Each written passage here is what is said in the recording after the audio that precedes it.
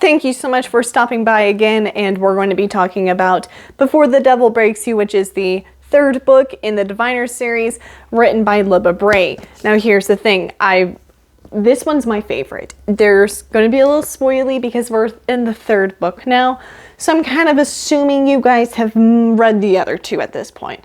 So there is spoilers, fair warning. Moving forward, I love the development of Evie and Sam's relationship compared to book 2. It's this one where they have the fake engagement. I have read a lot of books between reading this one, but this one is so my favorite.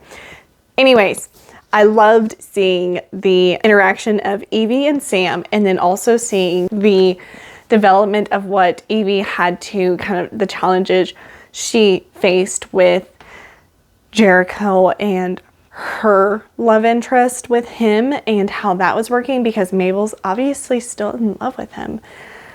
And speaking of Mabel, oh Mabesy, oh my god, seeing her join the Secret Six in this book was really cool and so heartbreaking all at the same time. I loved the way they did it because Mabel really had so much potential. And you see it being cut quickly from the actions of the Secret Six in book 3. So those three are definitely my favorite characters. Seeing Theta also interact with the Diviners, and she's still saying that she doesn't have any powers, which we know from book 1 and 2 that is definitely a lie, and that she definitely has some Diviner energy going on. While that means that she has so many secrets that she's just running away from. That was really cool.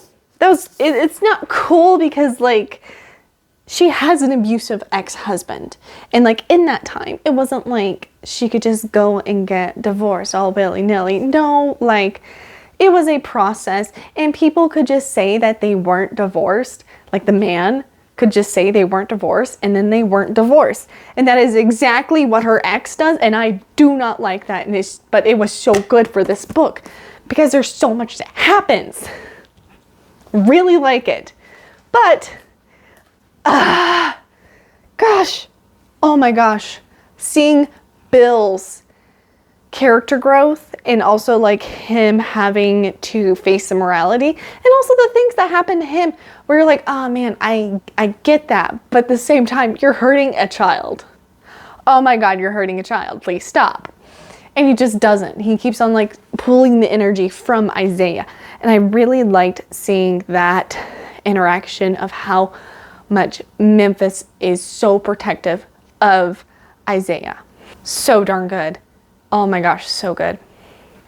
Now, you probably understand that absolutely nothing has happened from me telling this lovely little story. Now, let me tell you what actually happens through this one.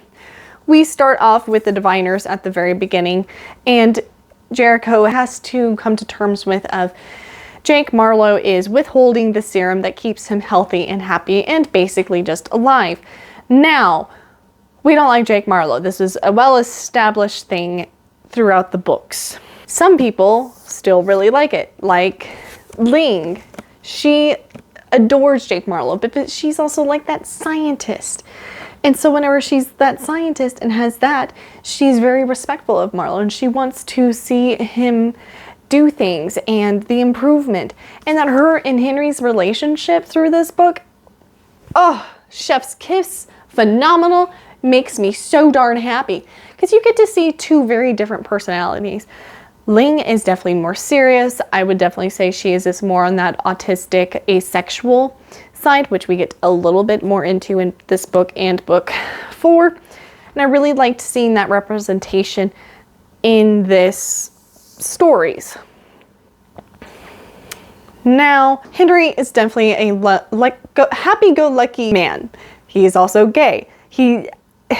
The stereotype of gay best friend, that's kind of what Henry is that's also what I've experienced as the reader, getting to know Henry and how he portrays himself to others throughout the stories. He does start taking things more serious, which is nice to see. But also you have so much that you know he still hasn't completely accepted with that Louis is no more. He's not here. He was on the other side. And so it wasn't quite real for him.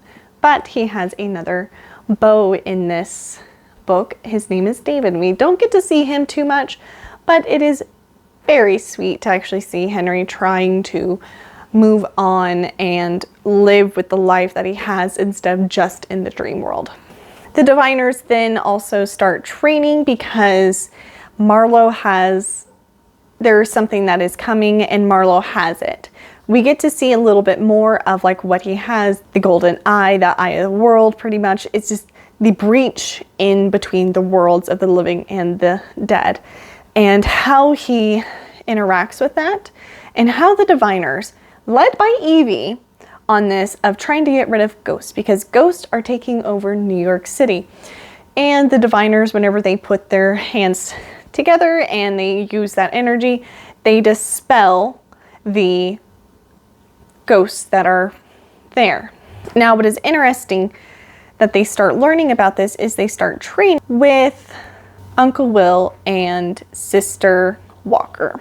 Now, what I noticed is the contention and the stress that Will put upon Evie was very much like a daughter, not, he definitely feels more of that role of the father rather than an uncle, and he really kind of steps into it, but he also doesn't understand exactly what he's supposed to be doing.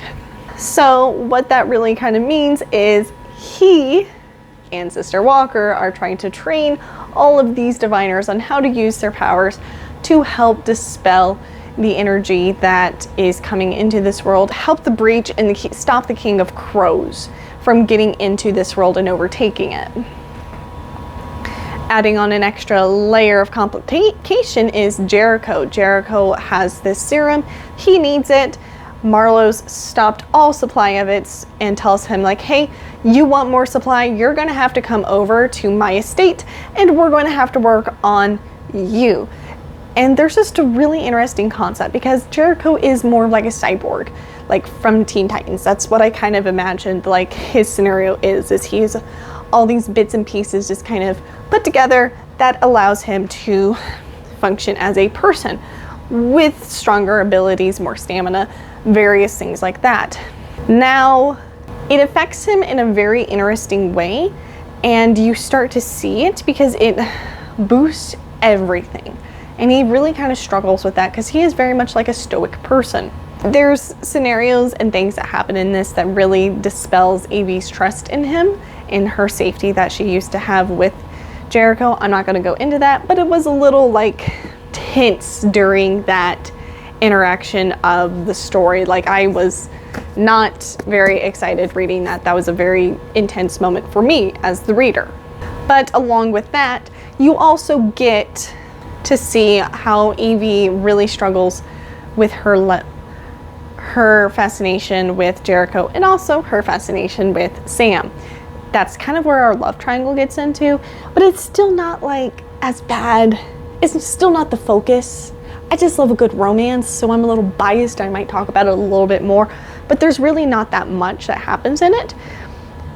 The friendship though between Evie and Mabel, oh my gosh, that's so good because Mabel has no diviner gifts at all.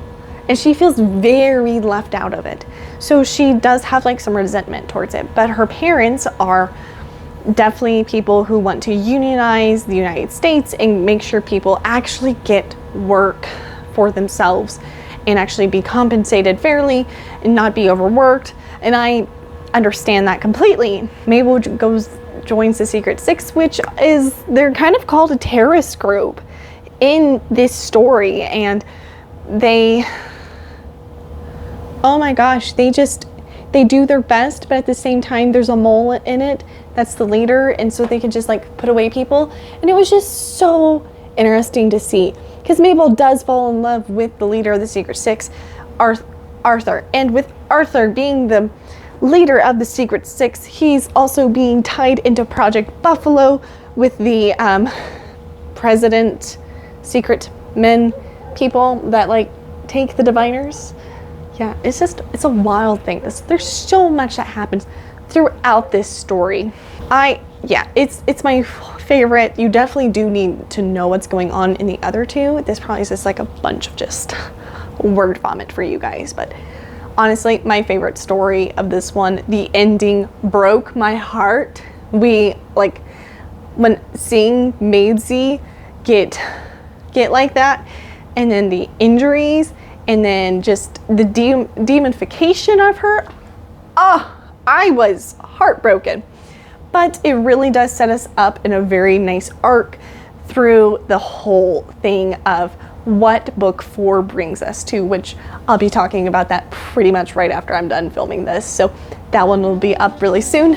If you stayed here, thanks for joining me. I hope that you enjoy it. And this probably made no sense, but it was just a lot of fun. I'll talk to you guys later. Bye.